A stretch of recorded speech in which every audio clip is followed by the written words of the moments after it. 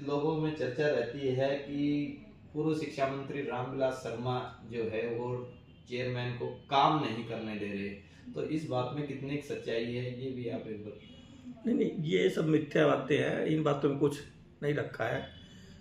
आदरणीय रामविलास शर्मा जी पूरी तरह चाहते हैं कि शहर में विकास हो।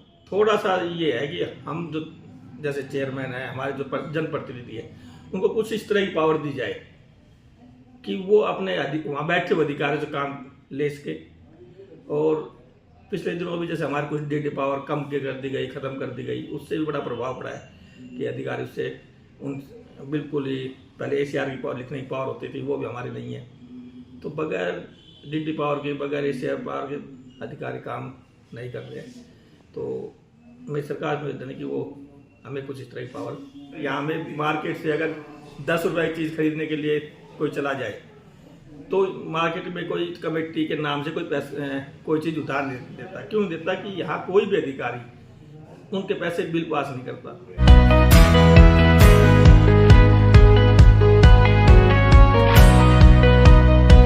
चेयरमैन साहब शहरी सरकार को बने हुए 1.5 साल का समय हो गया है, लेकिन शहर में 1.5 साल में 1.5 फुट की सड़क भी नहीं बन पाई है। इसके पीछे क्या कारण है? देखो, इसमें सबसे बड़ा कारण तो यही रहा है कि हमारे जो अधिकारी कर रहे हैं इतने 1.5 साल के अंदर कोई काम नहीं कर पाए हैं। और क्योंकि सरकार ने एज ए चेयरमैन हमारी लगभग जो जिड्डी पावर होती थी वो ख़त्म कर दी, और उसका ये लोग जो अधिकारी हैं उसका फ़ायदा उठा रहे हैं। और हमारे बार बार कहने के बावजूद इन्होंने आज तक, अगर हमारे कहने के ऊपर अगर हम कहें कि हमारे पास शहर में आप लोगों को पता कि एक ईंट नहीं पाई है, तो इसके लिए मैं पूरी तरीके से अधिकारियों को जिम्मेदार मानता हूँ। तो क्या अधिकारी काम नहीं कर रहे या क्या बात है? वो करना नहीं चाहते, जगह खाली है या अधिकारी हैं? देखो, इतने दिनों में अगर आप भी देख पा रहे हैं कि पिछले दिनों जो हमारे अधिकारियों के ऊपर NDC मामले में वो FIR दर्ज हुई जी, और उस FIR दर्ज होने के पीछे हमारे सेक्रेटरी साहब को जेल जाना पड़ा जी, MD साहब की FIR दर्ज हुई, और इसके अलावा हमारे जो ये JE साहब उसके ऊपर FIR दर्ज है। और अब क्योंकि ये चीज़ें जो सरकार ने ऑनलाइन तो शुरू कर दी, लेकिन ऑनलाइन शुरू करने के बावजूद अधिकारी पे इनका पर सरकार का कोई ज़्यादा प्रेशर नहीं है। क्योंकि अब जैसे NDC है, NDC के अंदर भ्रष्टाचार खूब हुआ है, और उसी की वजह से कि आज जो हमारे नगर पालिका का जो ये हाल है कि अधिकारी आज जैसे हमारे सेक्रेटरी साहब हैं, वो 10 दिन को न्यायिक हिरासत में रहने के बाद लगभग तो वापस आ गए, उन्होंने ज्वाइन कर लिया। अब ज्वाइन करने के बावजूद भी वो यहाँ काम नहीं कर रहे हैं। वो आज तो जरूर लगाते हैं, लेकिन यहाँ पे उन्होंने कोई भी किसी तरह सिग्नेचर नहीं कर रहे हैं।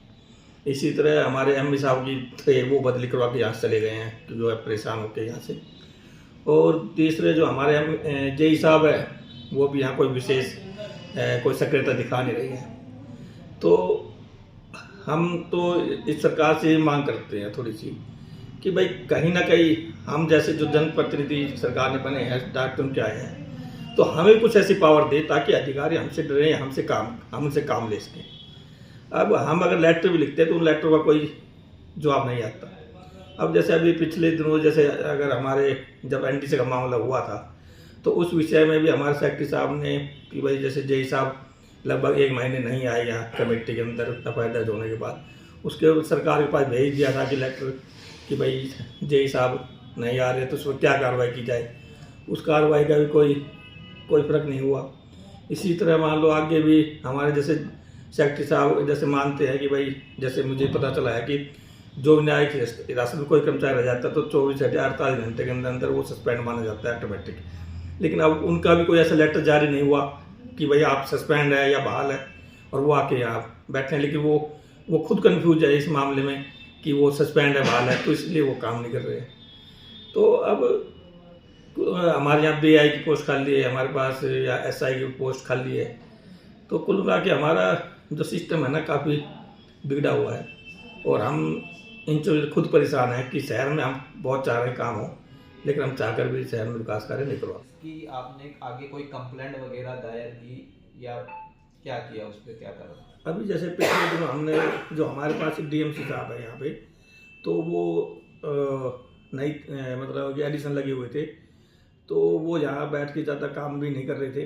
तो अभी हमारे 2 दिन से हमारे जो नए डीएमसी जैसे एडीसी मैडम वैशाल सिंह को चार्ज दिया गया है, तो 2 दिन से मैं उनके संपर्क में हूँ। उनके कॉल भी की थी मैंने कि भाई मैं मिलना चाह रहा हूँ आपसे और इस विषय में मैं उनसे बात करता, लेकिन अभी काम व्यवस्था के कारण उन्होंने कहा भी 1-2 दिन से आज हमारे टीसी गुप्ता है, ये वहाँ से चंडीगढ़ से आए हुए हैं, तो सभी अधिकारी मीटिंग ले रहे थे, तो वो नहीं कर पाए। लेकिन 1-2 दिन में मैं इन सभी स्थिति से उनसे मिलकर अवगत करूँगा। एक आपने बताया कि स्टाफ की कमी, तो स्टाफ की कमी को लेकर आपने क्या कार्रवाई की? स्टाफ के लिए तो हमने अपने जो भी जैसे अभी हम कहते हैं कि स्टाफ की कमी नहीं है फिलहाल, कि अभी हमारा स्टाफ फुल है। कि हमारा अगर माने तो जेई साहब हमारे पास हैं, एमई साहब की बदली हो चुकी है, दूसरा एमई साहब का ऑर्डर होती है, लेकिन वो एमई यहाँ पे अभी हमारे यहाँ ज्वाइन नहीं किया उसने। और तीसरा जेई एमई सेक्रेटरी बीआई हमारा एडिशन लगा हुआ है, पटवारी हमारा एडिशन लगा हुआ है। लेकिन अब सभी चीज़ें यही है कि इस तरह से जुड़ गई है कि वो नाम के मात्र काम नहीं कर रहे या काम नहीं हो पा रहा है। तो अभी नगर पालिका के पास कितना बजट है? क्या वो शहर के डेवलपमेंट के लिए पर्याप्त है? देखो मैं ये पर्याप्त हम ये तो नहीं कह सकते नगर पालिका के पास बहुत ज़्यादा बजट है, लेकिन फिर भी हम कुछ अगर हम बात करें अभी हमारे पास जैसे कि स्वामित्व योजना के तहत हमारे पास कुछ पैसा दुकानों से मिला है।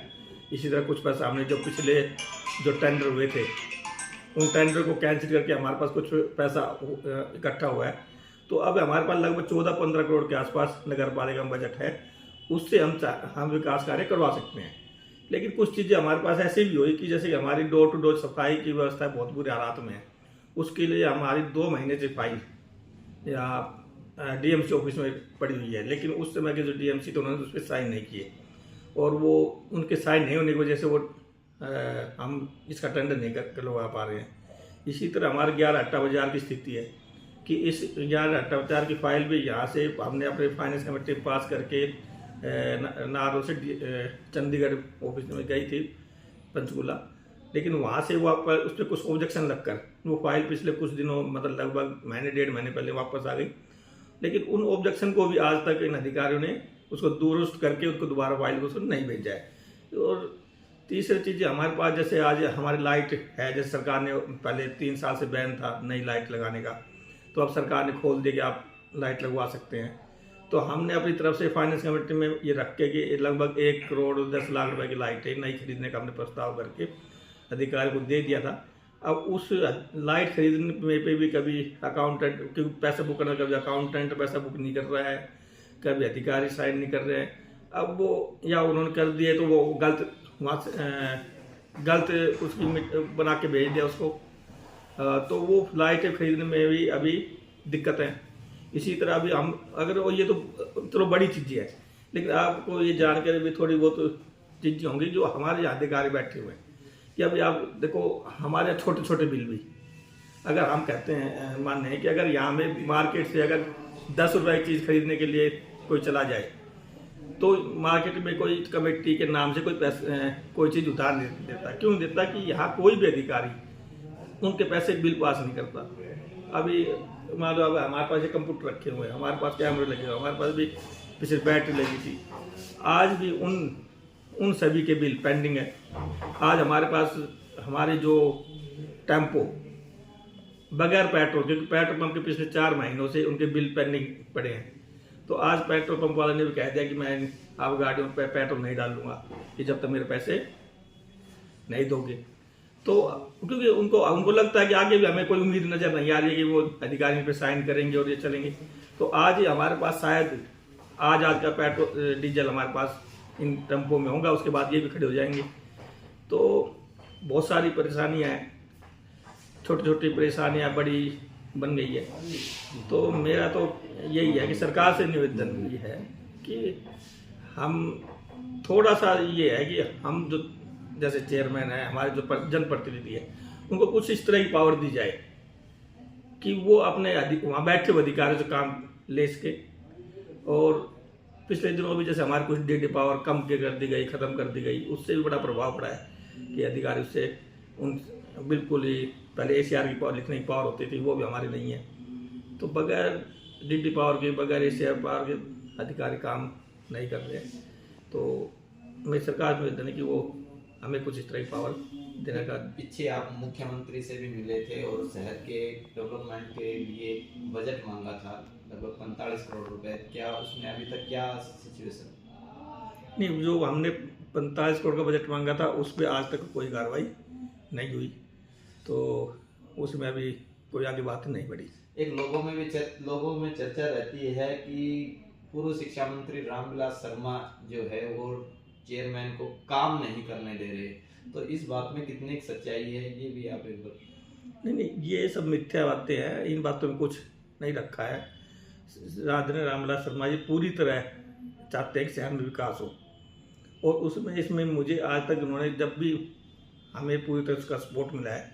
लेकिन आज वही बातें आती हैं कि थोड़ा अधिकारीगण अगर काम ना करे तो वो भी क्या कर सकते हैं।